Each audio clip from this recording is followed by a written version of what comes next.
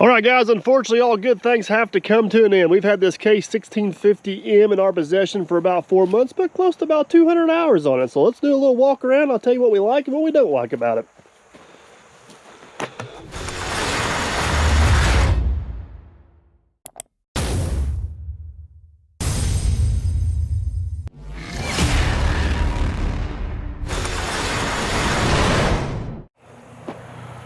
All right, before we get too deep into this video, let me kind of give you guys a little bit of an explanation on the landscape of how this dozer come to be on the channel. This is a new model, or an updated model, I should say, from Case. This is the 1650M. The main difference with this machine versus previous models is the EH controls, the electric over hydraulic controls, which we'll get into in just a little bit.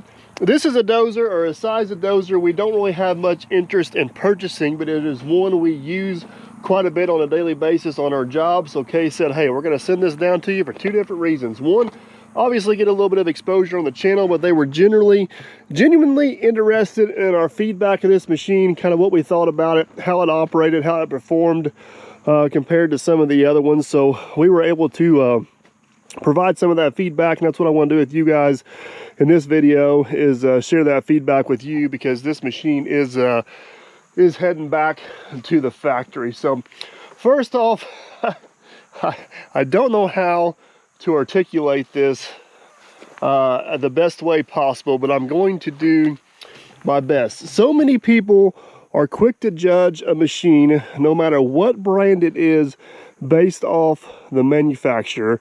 And I personally don't think that is 100% fair to any manufacturer out there on the market. As you guys know, we run well over 30 pieces of machines, and just off the top of my head, I think we got 7 different brands we run. We are not a brand loyal company. That is for a couple different reasons. One, they all make good stuff. They all make not so good stuff. And two, I really don't care what the brand is, as long as it does the job I intended for very well in my application. Those are two very key points there. So I wish in a perfect world there was a way to judge equipment based on the quality of the build and the performance of the machine, and it has nothing to do to go back to the manufacturer. But unfortunately, that's just not realistic. But that's what we're going to try to do in this video, is judge this thing 100% on the machine it is, as far as how it performs and the quality of how it's built. And the thing you'll probably hear me reference a bunch of times in this video is the KISS method. Keep it simple, stupid. That's one thing I truly appreciate about this machine. All right, guys, enough of the small talk. Let's get down to the nuts and bolts of this machine. First off, let's just look at overall appearance. I know this is a little bit of a personal preference, but again, I just think this is a really stylish machine. I appreciate the simplicity of the manufacturing in a lot of different ways. All the panels on this thing are just broken molded steel, just very basic, very efficient. I don't have any crazy plastic or fiberglass parts or anything like that to worry about.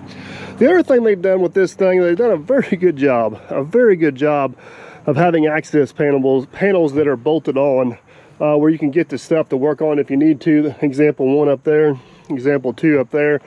We walk on around the back over here on the other side. Again, you'll see anywhere there's something you may need to access, they've got a very nice clean panel to be able to get in there to work on that. The doors open. This particular machine here has what they call a twist lock on it. The newer models have a slam lock, which is definitely a little nicer than this setup. Bottom engine panel comes out just by kind of clipping it out of that ball and lifting it up there.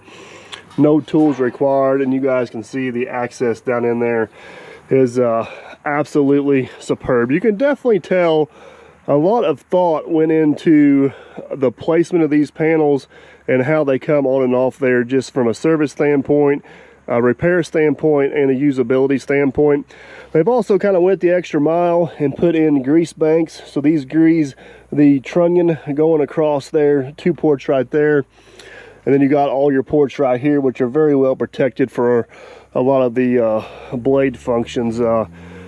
Sometimes you look at a piece of equipment and you're like, yeah, they put that there because it was convenient. This piece of equipment here don't strike me that way. There's definitely some thought that went into the placement of some of this stuff, and you can definitely tell they possibly learned from some mistakes in the past, which I definitely appreciate quite a bit. So, kind of keep it on the theory of the KISS method, keep it simple, stupid. I don't think that applies anywhere more than to this engine and this engine bay setup. This is one of the neatest, nicest, I know it's dirty in here right now because we've been using it, but this is one of the neatest, nicest setups I've seen in a long, long time, especially for an emission setup. You guys have looked underneath the hoods of a lot of this equipment, and these emissions can make it a very, very, very messy place. And these guys have done an absolute awesome job with this. This is basically the Case FPT engine, 6.7 liter, I believe, putting that right at 150 horse. It does not have EGR. It does not have a DPF. It does have an SCR system, is what you see right here. And it does use DEF, but everything is nicely placed right here where it's easy to be serviced if you need to. It's kind of up away from everything, keeping the heat where it belongs, but it is a very, very neat, very, very tidy setup. They've also got the V-plenum style radiators in this, which seem to work very well. Helps keep the nose a little bit narrower to increase a little bit of visibility. And man, you guys that work on equipment, there is very few pieces of equipment where you can actually look down in there, see the oil pan on both sides of the engine, pretty much see everything you need to see with absolute ease. All the filters and everything, very easy to get to. They got remote fill points for anything that you might need, nicely placed right there. Again, this access is gained with absolutely no tools required. You open one panel, slide one panel out, you're good to go. If I had to nitpick anything, I am not a huge fan of these little rod latches. I'd like to see some sort of cam over system, but I'm kind of grasping for straws at that point. This engine has ran absolutely beautiful. I do not have an exact number on fuel usage. If I had to guess, it's probably in the 3 to 4 per hour range when running hard. Was very easy on DEF, would easily burn 4 tanks of fuel to 1 tank of DEF, had no complaints there whatsoever. And man, this thing sounds awesome, and we didn't have a minute's trouble out of anything under the hood on this beast. All right, guys, continuing on, let's talk about the blade. You think a blade would be a blade and there's not a whole lot of difference between them, but that is not true at all. I don't know what it is. I have not figured it out yet, but the Case guys like to brag about how the paint gets wore off the blade all the way up, where basically that dirt stays in good contact with it, rolls over and goes. They're not wrong, it does, and they push absolutely beautifully. I don't know if it has to do with the radius at the top, the bottom, the middle, or what it is. I don't know. There is something different about them, and they do work extremely well, and they stay cleaned off a lot better than our other blades for some reason. But there's more to it than that. One of the key visibilities on a dozer is being able to see the cutting edge on this thing. Some other manufacturers have went to absolute extremes to move the radiator to the rear, to get the nose sloped down, do all kinds of things to gain visibility, but nobody's ever invented an invisible blade. So I don't care how low you get that nose, you're not going to be able to see through that blade to see that cutting edge. One thing Case has done, and is very noticeable on this dozer, is if you guys look down here, this back slope on this, and you can actually see this cutting edge right here from the cab, the way they got this thing back sloped, and it works beautifully. The visibility, anybody that runs a dozer for an extended period of time knows that your two key visibility points are your corner bits and as much as you can see on the blade. So I don't care how low you slope it, the more narrow you can keep the nose, which they've done with the V-plenum, and then the more you can back cut this blade to be able to see that cutting edge. That's your 2 key visibility points. And Case has done an exceptional job of gaining visibility to that cutting edge. I think that really showed up on the one video we did. We were grading off the pad down there, man. I was able, this big dozer on that small pad, with that visibility, I was able to do a very, very, very superb job. Now, one place this thing does lack in visibility a little bit, this is a WT model, which basically means it's a wide track, which basically means the tracks are stood out a little bit farther. If you angle this blade all the way back, it puts that cutting edge right here next to the track. You do lose visibility probably in the last third of the angle on this particular blade, and you got to run a little bit more off feel. It's not a huge deal, but it is kind of noticeable whenever you're trying to roll dirt over that you lose visibility right there.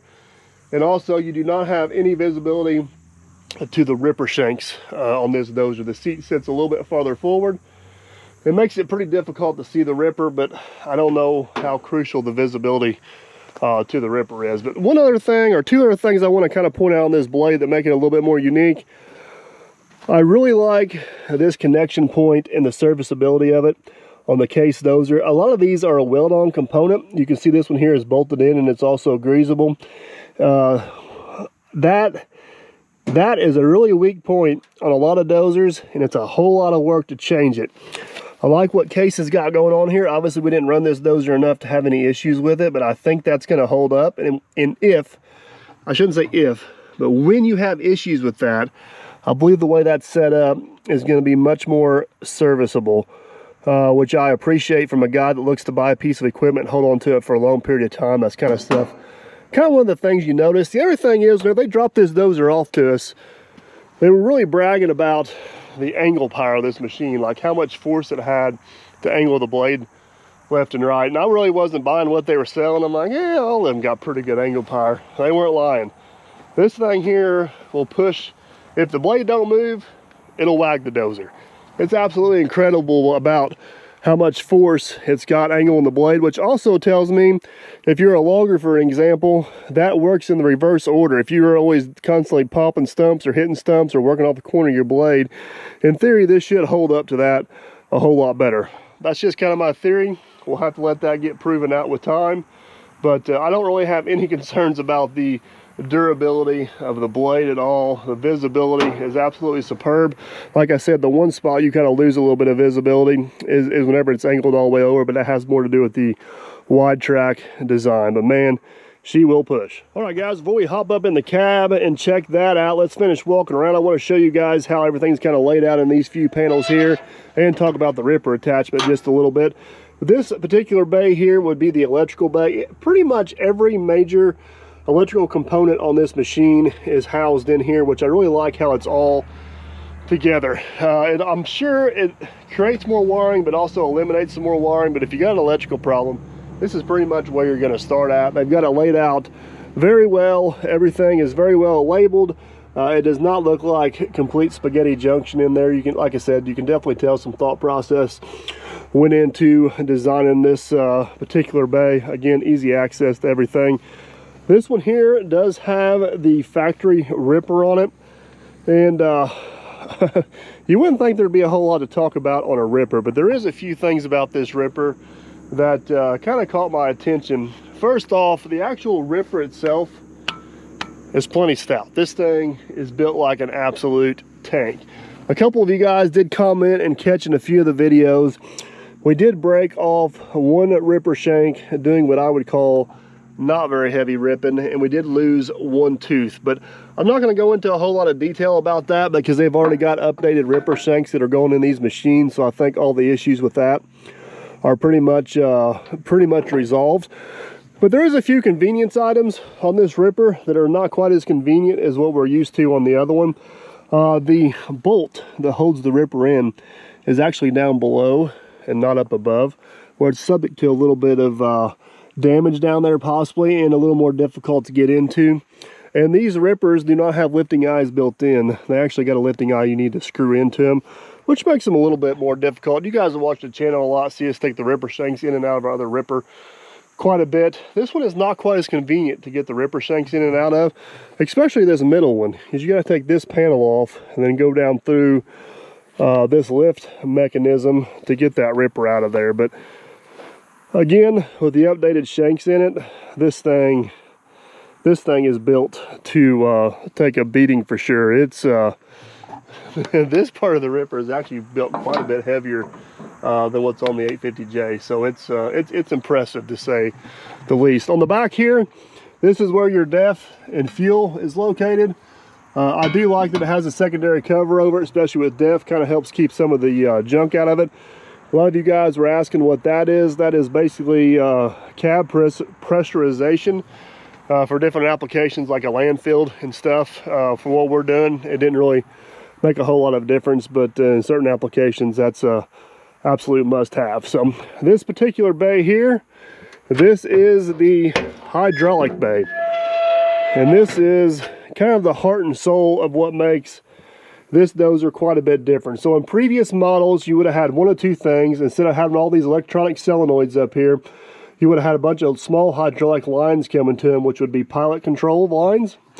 The other option would be on the smaller dozers, you'd actually have mechanical rods that would move all these up and down. So the question is, why would you go to EH controls? Why would you want to go over to electric over hydraulic controls? And the answer is pretty simple nowadays, is there's so many things you can do with this dozer with grade control and remote control that the electric over hydraulic controls are almost a must. This one is set up with Leica, which is basically can be a GPS system.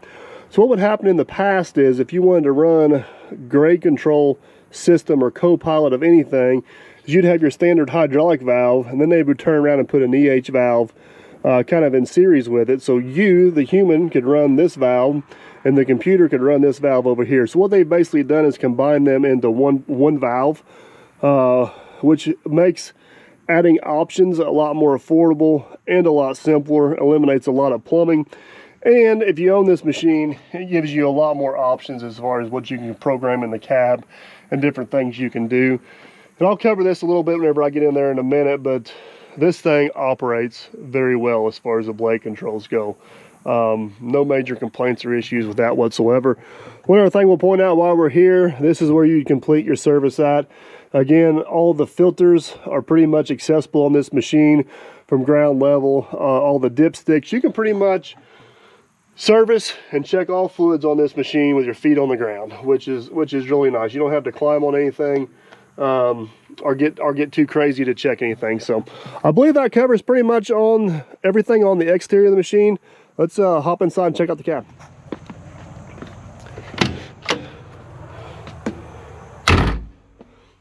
All right, welcome aboard, folks. So first things I want to do is just kind of go through and give you guys what all the basic buttons and controls are. We're going to go ahead and open this door up so don't have to worry about getting too hot in here with the heat. Let's start off with the display. Again, guys, this is 100% keep it simple, stupid method. Obviously, we got a key switch. This is your grade control. This enables your hydraulics. These two here help you maneuver through different settings in the display. Windshield wiper, lights, reversing fan, lockout, and park and brake. I mean, I don't know how much more basic it can get. It is super simple, which I 100% appreciate. So many of these machines you get into, there is just buttons absolutely everywhere. You have no idea what half of them do. There's way too much information on the screen to digest, especially at just a glance. This one here, laid out great. One downfall of this might be if you're going to run a grade control system, it is a separate screen which would be mounted right here. I'm sure in time they'll find a way to integrate this into there like some other ones done. But for a guy like me that most likely is never going to run grade control, I appreciate the simplicity of this to an absolute T. So over around on this side, there is pretty much nothing here except for a joystick with 3 buttons on it and a throttle control lever. So this is your forward, reverse, turn left, turn right, horn, gear up, gear down. Very simple, very simple. Like I said, guys, I truly appreciate the KISS method. One thing I want to point out before I forget is you can unlock the doors from the inside to close the cab up. That is way handier than a lot of people give it credit for. All right, going around to the other side, this is your ripper control. That's pretty self-explanatory. It does have a Pepsi holder, which is super important. This is your blade control. So obviously blade up, blade down, all the way to the click point is float, tilt left or right. This angles your blade this way, back and forth. This is for fine grading. So again, this is one of those products of that EH valve. You can basically click that button, a little icon pops up on the screen, and it slows down all your blade controls for fine grading. And if you need to go back to hogging dirt, you just click that off and you're back going again. And then this button here would basically, you can toggle through the monitor up here with it, or you can also engage, I believe that's one that engages your grade control. We didn't have grade control on this, but I believe that button engages your grade control. Now, there is a few things about this joystick that I think could use a little bit of tweaking. Again, my personal preference, I do not like this for blade angle. This was kind of a general consensus across me, Matt and Jerry. Running this thing all day long, your thumb it's just not comfortable. Again, I don't know if it's an issue or not. It's 100% personal preference. I'm curious what you guys think. I personally would like a roller switch. I think that would be a little more convenient for me to have a little bit of a roller there for blade angle.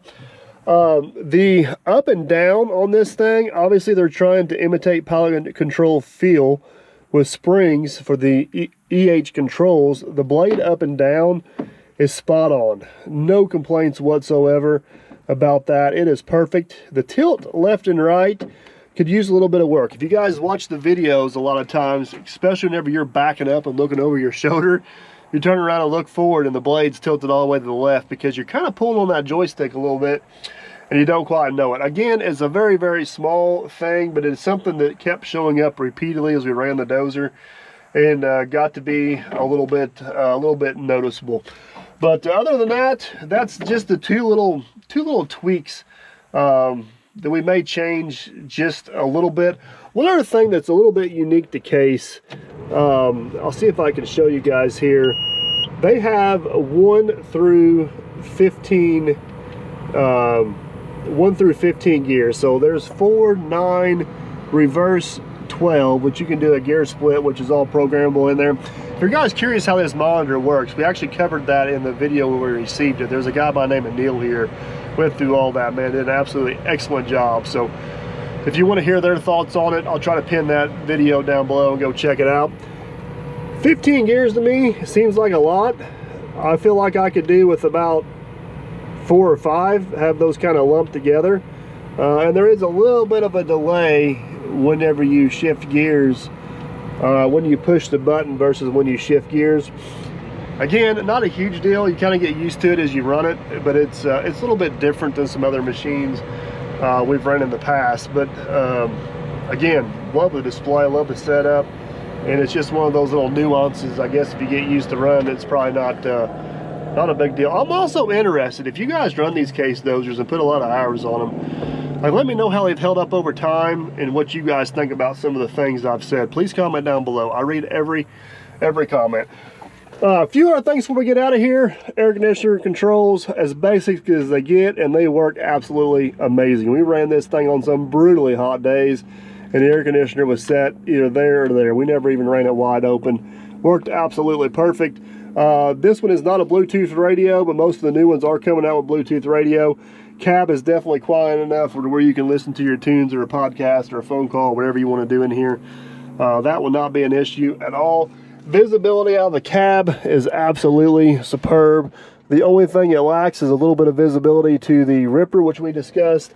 And then if that blade's angled all the way in, but sitting up here in the cab, you can definitely see where that back slope on that blade is an absolutely huge advantage. Huge advantage for that. This particular cab, I know it's a new machine, but don't rattle. Nice and quiet. It's a nice piece, man. There's a lot of the KISS method in here. You know, the air conditioner box is not plastic. It's a very nice piece of bent metal. Nice and simple. The only thing plastic in this cab is this air duct and these buttons, which I guess the joysticks too. But compared to some other machines, that's saying a lot. So. But yeah, like I said, if you guys run any machines, let me know. I'm curious. Comment down below. Let me know. Let everybody else know what your thoughts are on about them. Overall, we were pretty impressed with this thing. So let me hop down. We'll talk about the performance a little bit, and we'll wrap this one up. Before we talk about the performance of this machine, let's just kind of recap the specs a little bit. This thing's 150 horse, right at just shy of 40,000 pounds. You guys that are familiar with the channel, that is almost identical in size to the old John Deere 850B I got. Now keep in mind, this has a 6-way blade. That dozer has a 4-way blade, but it should push somewhat similar, and it does. It is right on par with its class about what it should actually do. I know some of you guys commented about it might be a little bit light in the front end. You've seen some of the videos where we were kind of packing the track a little bit. That might be a little bit true with the ripper on the back. It may be a little bit light in the front. But one thing we never changed was the adjustment of the blade angle, the pitch on the front, which is very easily done by removing this one bolt right here and twisting this turnbuckle back and forth. I think that would probably take care of most likely 80 to 90% of our problem. It is actually leaned out a little bit, which is better for grading instead of actually cutting dirt. Just never took the time to really change that setting. Wasn't super crucial for what we were doing, but this dozer pushes very, very well. That engine has got more than enough power to handle this dozer. It would push right on par with what I think it should do and what I've experienced with other machines. This thing is absolutely spot on whenever it comes to the performance as far as traction power, turning, maneuverability, blade controls. It's there, guys. It is absolutely there. This dozer is a very, very, very good grading dozer, especially for its size. This thing is super easy to carry and maintain grade with. I think you guys seen that in a lot of different videos. Some of them may have to do with the EH controls, some of them may have to do with the longer track frame. There may be a few different factors into play here, but this thing grades very, very, very well. When it comes to straight up just hogging dirt, it does well as also. It may not excel quite as well with it. It does have a slight hesitation in its power management. If you get the blade loaded up and you get it kind of sucked in the ground, it'll pause for just a second and say, all right, what do I need to do? But man, whenever it picks up and goes, it picks up and goes.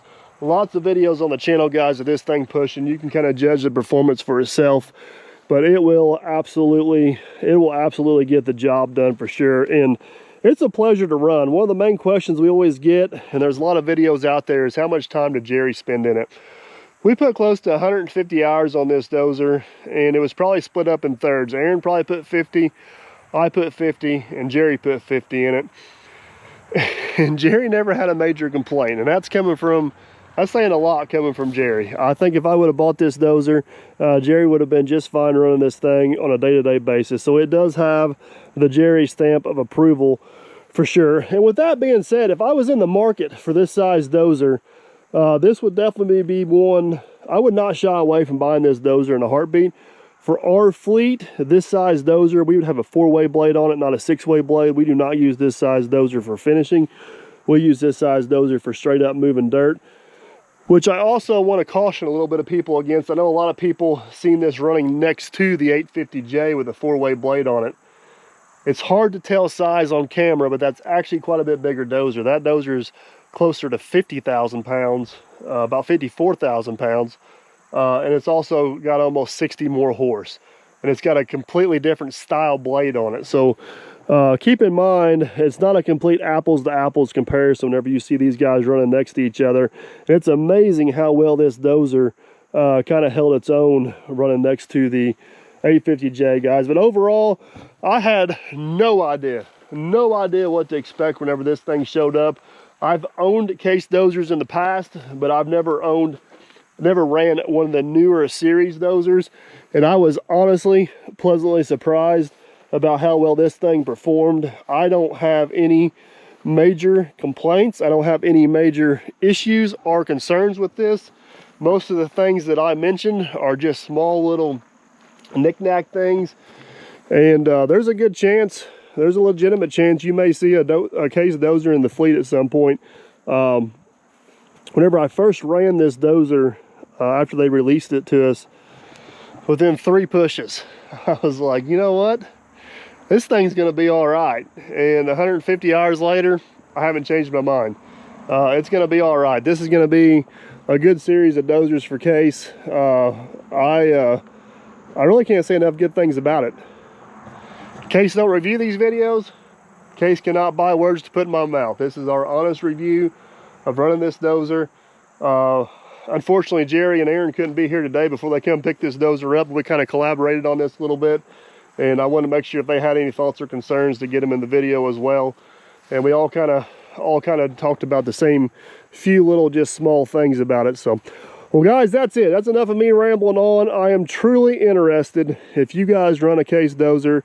or if you've run any of the new stuff with the EH controls, what your guys' thoughts are, or just what your guys' thoughts are in general about the new case dozers, because they are, I'm telling you guys, they are on par. I'm overall extremely impressed. So that's going to be a wrap on this one. Hopefully you guys enjoyed. We do have the video with Neil going through all the details of this dozer, and Neil did an absolute awesome job. I'll link that video down below if you want to go back and see what he had to say. Lots of videos on the channel of this thing performing. Go back and check them out.